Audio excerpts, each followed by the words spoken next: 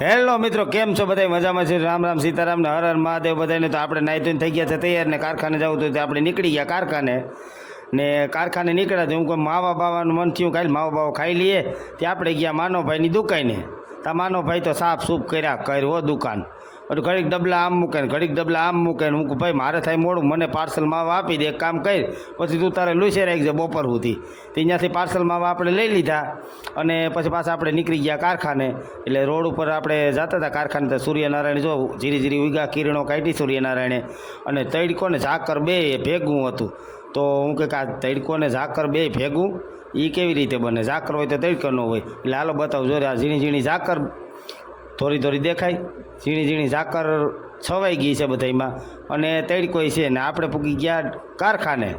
ને હું કાલે ડેલો ખોલીને પછી મૂકી દઉં. તમારું ધ્યાન પડ્યું કે અહીં તો જીસીબી હાલે.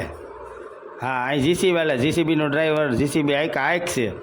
પછી આપણે ડેલામાં ગાડી મૂકી દીધી અને હું અંદર કામ કરું. એટલે આપણે અંદર હોલમાં ગયા એટલે માતાજીના નોરતા આવે એટલે ગીત વાગતા હતા માતાજીના. 1-2 મિનિટ ગીત સાંભળી અને પછી આપણે અંદર રૂમમાં દાખલ થયા, જ્યાં અમારું મશીન છે ત્યાં દાખલ થયા. તો જોઈ તો લાઇટ તો બધું અંધારું હતું. પછી હું કાલે લાઇટ કરવા દે, લાઇટ બાઇટ કરી અને પછી હું કંઈ કાલે કામે બેસી જાય. એટલે મારે મશીનની ચાપ ચાલુ કરી.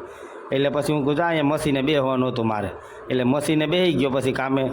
તો આ મારો વિડીયો ગમે તો લાઇક શેર ને સબસ્ક્રાઈબ કરજો. રામ રામ સીતારામ હર હર મહાદેવ બધાને મિત્રો.